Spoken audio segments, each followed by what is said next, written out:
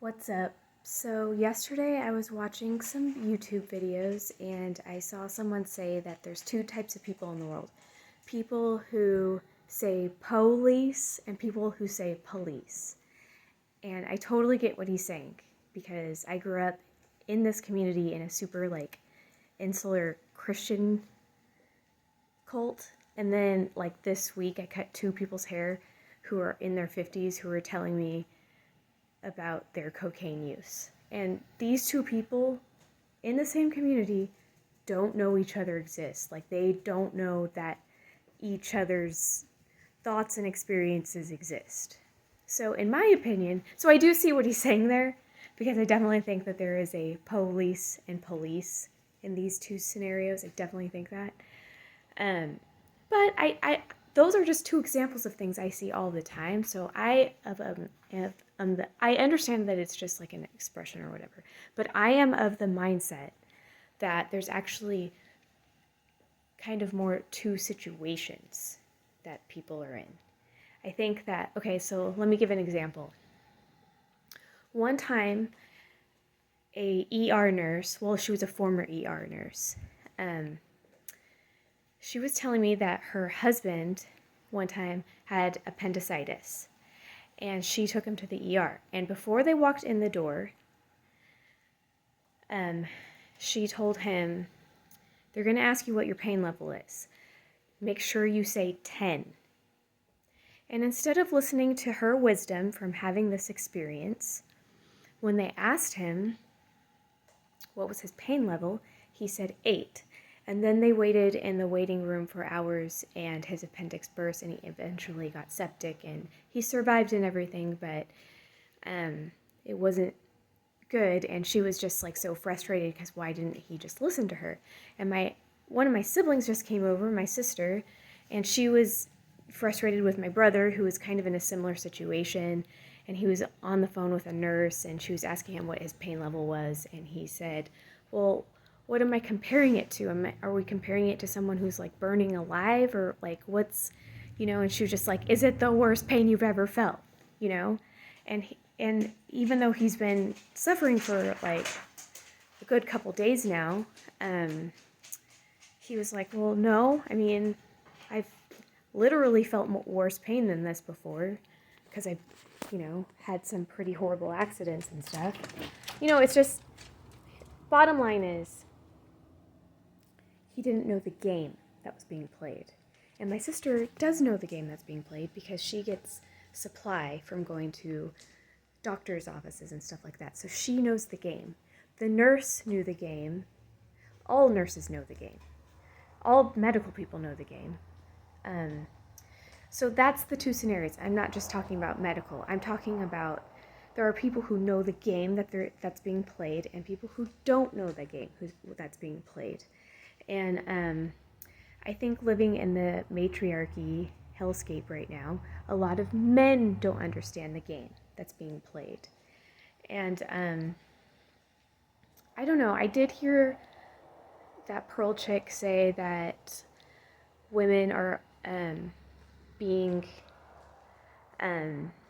basically blocked from being criticized by the establishment. And I do think that is largely true. I do think that's largely true. But I guess, it's I feel like that's why this fast, I'm not coping right now. This is the end of my fast tonight. I think it's been kind of good for me. And I actually feel like the ostracism that I received when I was younger, even though, let me tell you, that is excruciating pain, being ostracized. Being treated worse than a pedophile by your own family. Well, I'm sure some pedophiles get treated pretty bad by their family, but being completely, I never talked to my grandparents again, and they lived another 10 years after I was disfellowshipped. So, I mean, well, I didn't talk to them while they were cognitively with it. Yeah, that kind of stuff is beyond painful. But I'm glad I went through it because that is something that I've had to process so much, and I've had to learn so much about myself by having to figure out how to be on my own team And I think that women today really suffer from not being able to do that. Um, like, you see it in how negative women are. Women, I mean, I work with women all day, and so many women have nothing but negativity to spew. I mean, you can't please them almost. And they're so focused on things they don't like that they can't see things that they do like. And I think that is an addiction. And once people get into that mode, I don't know, it's like they completely lose their grasp on reality, you know? Um, like I've talked to former Jehovah's Witnesses before who um, were like, can you believe this person sent me this link about coming back to the organization? I mean, what a hypocrite and stuff. And it's just like, well, of course I can believe that. That's what they're supposed to do. You know, like I don't understand why this is so offensive to you. You used to do it too, you know, but unable to put themselves in other people's shoes because all they can talk about is bad things. They can only say bad things, and it leads to that type of mindset leads to obesity and your children hating you and being really into like QAnon and stuff, and that's all you can talk about, and you annoy everyone. So I think it really is bad out there. I can validate. I can validate. But I mean, honestly, it's like the reason why it doesn't bother me to hear negative stuff about women, even though I am a woman, is because I've got other shit to do. It's like, who cares? Yeah, things are unfair, things suck, but whatever. I have other things to do. So, yeah. Anyway, this is my last fasting day, and it did suck pretty bad. Not gonna lie. But I'm glad I did it, and I'm glad it's over. And thank God, all the people that I wanted to cancel, I was like, zap, zap, zap, and they did. So I actually had a pretty chill couple days, which was like such a blessing, such a blessing. So I got by. Anyway. Oh yeah, and I have to try not to party this weekend, even though it's my sister's 50th birthday. But I have been like strategizing with people who are going like all day long, because I have like the weird blessing in my life to where I am actually surrounded by women right now who pretty much support me. Like my daughter is rad. Like I mean, the only thing she said about the fast was, God, Mom, that's gonna be hard. Huh, tell me if you like it. And then she's already ordered it. So, I mean, I just am around. And then her friend, her little buddy, she just hangs out all the time. I haven't hired her, but she comes in and helps me all the time.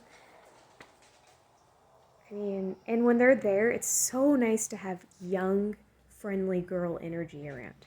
I'm telling you, it is energetic, and you hear laughing all the time, and they're so nice to everyone, and they're enthusiastic, and they're trying to please.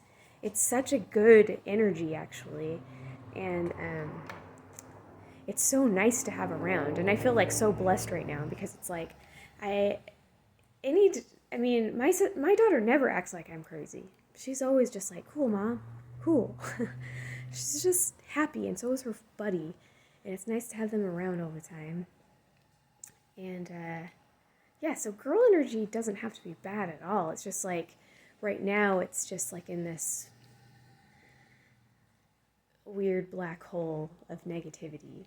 But anyway, I was ranting. Oh, one last thing. I'm deciding if I'm going to go to the memorial this year, the Jehovah's Witness Memorial. And I don't know if this is manipulative or not. I just know it would make my mom happy. And I went last year, and my daughter wore a dress, and I thought it was funny. And my daughter, she's so funny, my youngest, because she is like kind of a big, just naturally believer in call out culture. So I think she enjoys it when my mom talks about Jehovah because she gets to point out inconsistencies. And so she gets Kingdom Hall curious, actually. And she is kind of open to going to the memorial again this year. And last year, the weirdest thing happened. Actually, it wasn't that weird. It wasn't that weird because weird things always happen to me.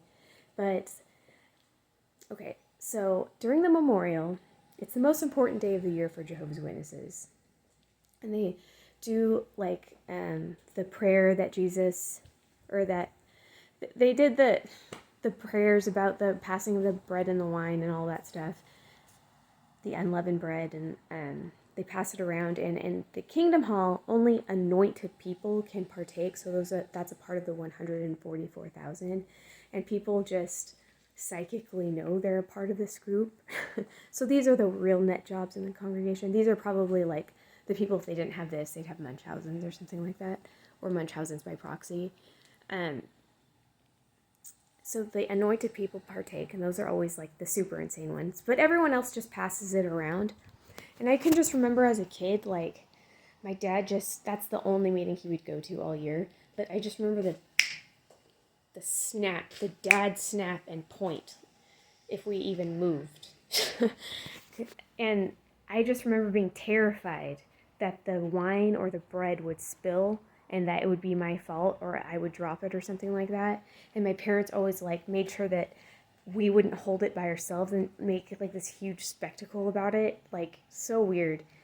And this last year, one of the people on the panel, the judicial body, because like if you get kicked out of the Jehovah's Witness religion, there's like a judicial process. And one of the guys on this, who out of 3, he's the one who handed me the wine last year. And he spilled it on me on accident. And he totally didn't do it on purpose. He totally didn't. But it was just like so funny that happened. I couldn't believe it. And guess what? The Kingdom Hall didn't burn down or anything. Nothing bad happened. So, anyway, I was thinking about going this year. I don't know if that's kind of manipulative to go because, you know, it's definitely not sentimental to me or doesn't mean anything to me. I don't want to give my mom false hope is what I'm saying. But I do know what makes her happy when we go to the memorial. Anyway, okay, enough of a rant. Peace, y'all.